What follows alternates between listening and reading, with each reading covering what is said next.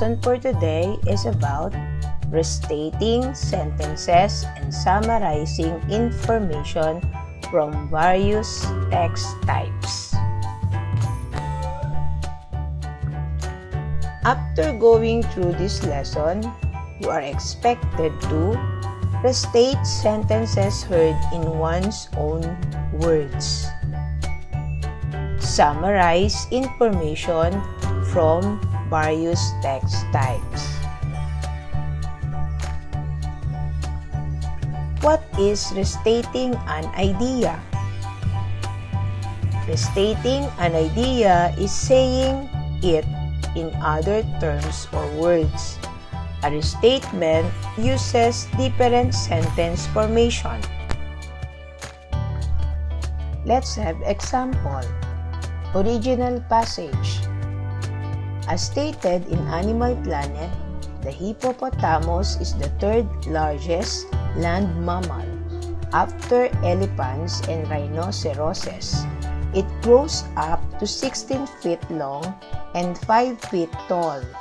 An average female hippo can weigh around 1,400 kilograms and a hippo male can weigh up to 4,500 kilograms according to San Diego.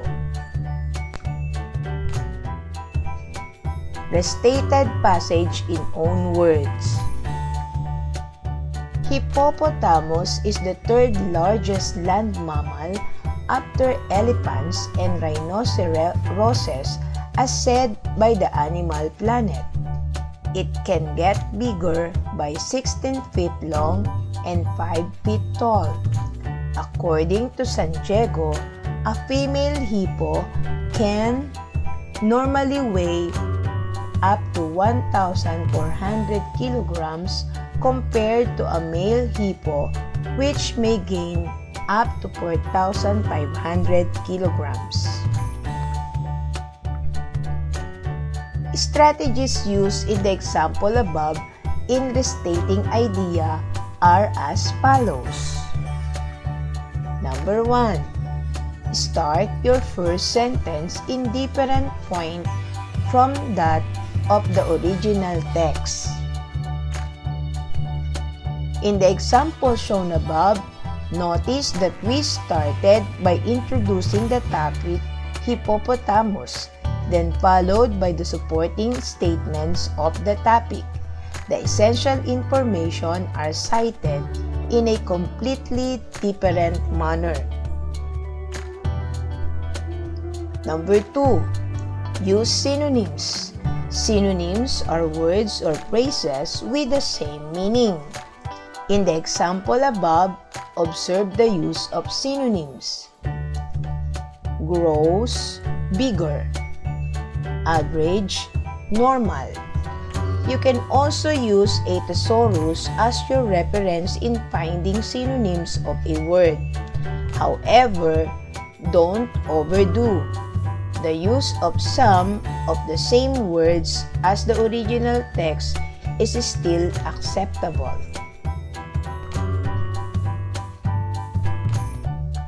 Number 3. Modify the sentence structure. For instance, if the sentence was originally in the active voice, change it to passive. An active voice is when a sentence is led by the subject, the thing doing the action. When the object, the thing receiving the action, leads the sentence, that sentence is written in the passive voice. Original passage. As stated in Animal Planet, the hippopotamus is the third largest land mammal after elephants and rhinoceroses. Restated passage. Hippopotamus is the third largest land mammal after elephants and rhinoceroses as said by the Animal Planet. Number 4. Classify the information and have it in separate sentences. Although restating sentences will usually result in a word count about the same as the original text, you may try to consider the number of sentences to make the text different. In the example above, one long sentence was divided into two. The opposite could also be the case. For instance, if the original text is composed of two sentences, you may combine the information into one. What is summarizing? Summarizing is a brief overview of an entire discussion or passages read. The chart below can be used to summarize the essential ideas of a passage. So as you can see, we have here the main idea, supporting detail 1, supporting detail 2, and the supporting detail 3. So here is an example. Original passage. Philippine eagles are well adapted to life in thick, mountainous forests. Their short, broad wings and a squared-up tail enable them to rise vertically between trees. They can move around with speed and agility through branches and vines. They can skillfully snatch monkeys, birds, and other mammals from trees. They have taloned feet and tear meat with sharp, hooked beaks.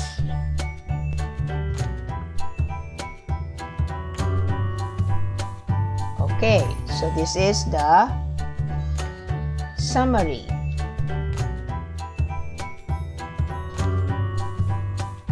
To get the main points of the passage, let us use the technique given above. So our main idea is Philippine eagles are well adapted to mountainous forests. So that is our main idea. Next, supporting detail, speed and agility. Second, broad wings and squared-up tail. And last is skillful. After noting the important points, summarize the original passage. So this is the summarized passage. Philippine eagles are well adapted to mountainous forests. Their broad wings and squared-up tail make them move with speed and agility to skillfully survive. A clearer picture between the two skills is shown on the table below. In restating, you are saying the same idea but with your own words. In summarizing, you are telling the important points of a passage. Next, restating. You can choose how much to restate. Summarizing, you must include important ideas. Restating, you are clarifying the statement. And in summarizing, you are compressing the statement. Let us now proceed to learning activities. Development, directions. Restate the following sentences in your own words. Write the answers on a paper or notebook. So I will read the sentences. The space shuttle has a robot arm. It helps move things into and out of the shuttle. It can also hold an astronaut who is working in space. Mars rovers are robots.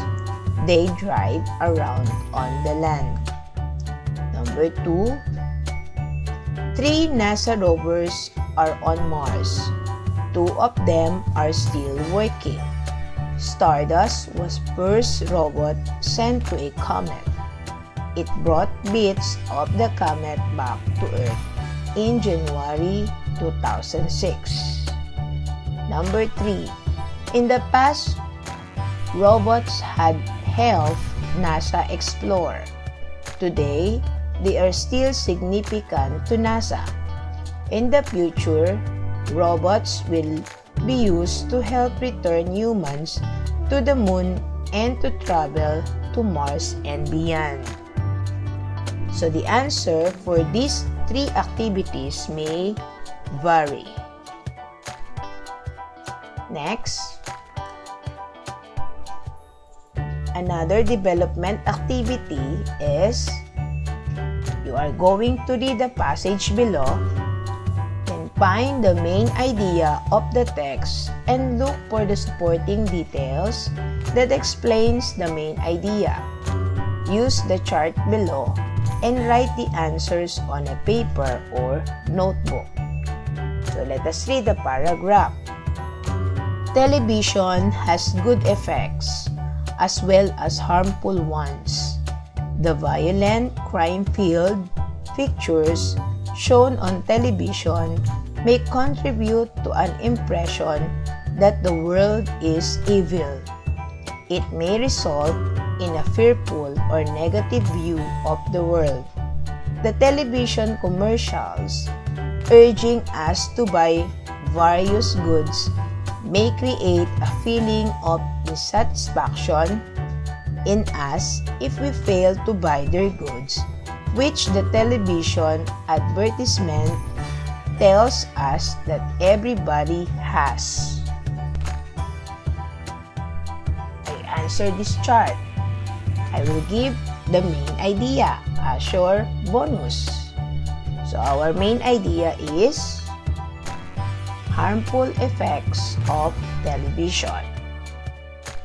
Okay, give the 3 supporting details. Next, engagement. Directions. Summarize the statements below. Write the answers on a paper. Number 1. Long ago, people spent their lives roaming in search of food.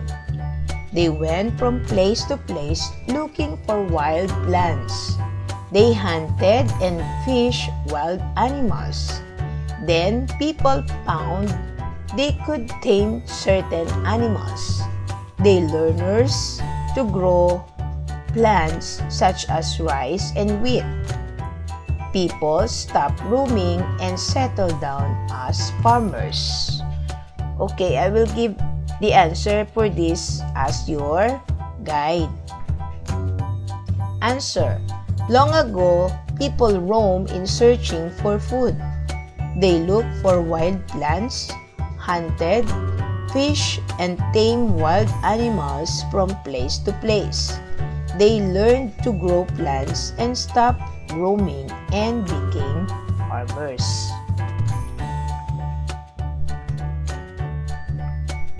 Okay, answer number 2 and 3. So I will read it for you. Number 2, the first farmers planted seeds simply by scattering them on the ground, which was quite wasteful. Some seeds were blown away. Birds ate some seeds that remained on the soil's surface. Still, farmers used this method of planting for hundreds of years. Number 3, inhabiting tropical rainforests, Philippine eagles are well adapted to life in thick mountainous forests. Their short, broad wings and a squared-off tail enable them to rise vertically between trees. They can move around with speed and agility through branches and vines. They can skillfully snatch monkeys birds and other mammals from trees. They have taloned feet and tear the meat with sharp, hooked beaks. Okay.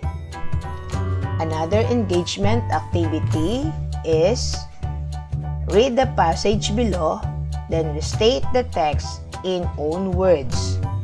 Write the answer on a paper or notebook. Climate is the overall state of weather in a place over a long period of time. Climates have changed over time in Earth's history. Climate change may be due to changes in the amount of energy from the sun or the amount of dust in the atmosphere. In recent years, scientists have discovered that temperatures are gradually rising around the world. This trend is known as global warming. It is important to learn more about how climate changes because it affects the environment and a way of life. Okay, the answer for this may vary. Next, assimilation.